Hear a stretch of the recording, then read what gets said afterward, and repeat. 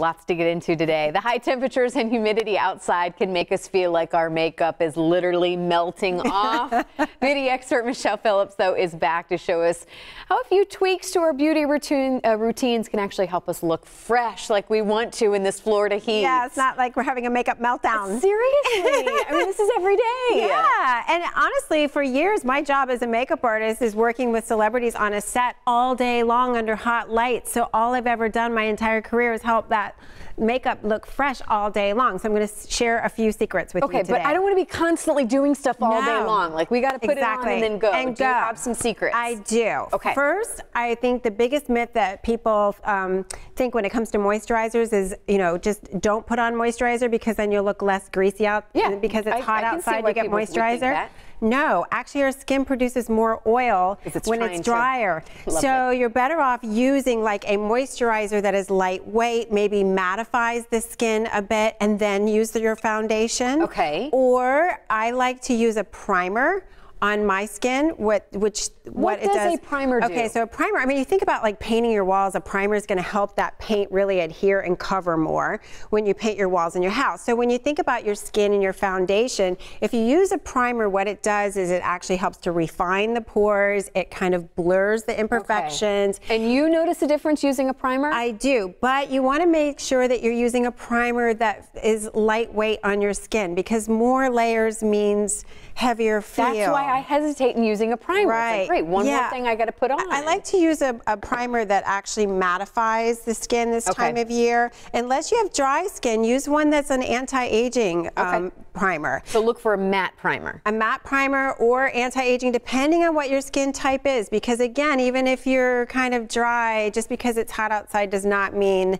that you're going to solve that problem. Okay. We might need to do a whole nother segment on skincare. And because honestly, it's so important. I think people think because it's hot that they need to use less moisturizer, and that's completely opposite. Okay.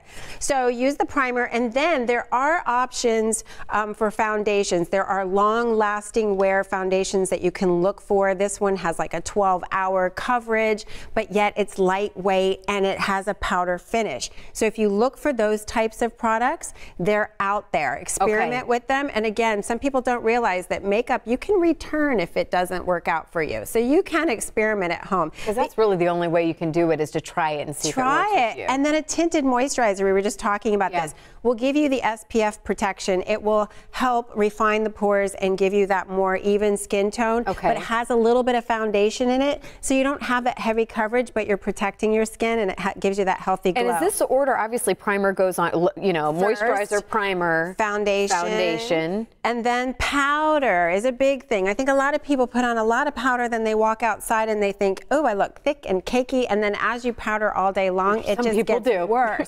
So I like to use a lightweight blotting powder, and there are, if you look out there and just Google lightweight, you know, powders that blot your skin, there are some out there that will help really reduce that oil. Do you like just the regular blotters that you see, like the oil blotters? I like the paper, but they don't work for me as much. What I do is I use a powder puff. I put it into my powder and rub the powder in, and then I roll it across my face throughout the day to just absorb the excess oil, and that's it. So you're not caking on the powder, just put it in the puff. But here's my thing, then you take the oily puff and you put it back in there. No, you always use a different corner and then throw this away after you've used it a couple days and get a new one. So just go to Beauty Supply Store and get a bunch of these. We have a minute left. Okay, so eyes, you want to make sure, just think about eyeshadow and blush.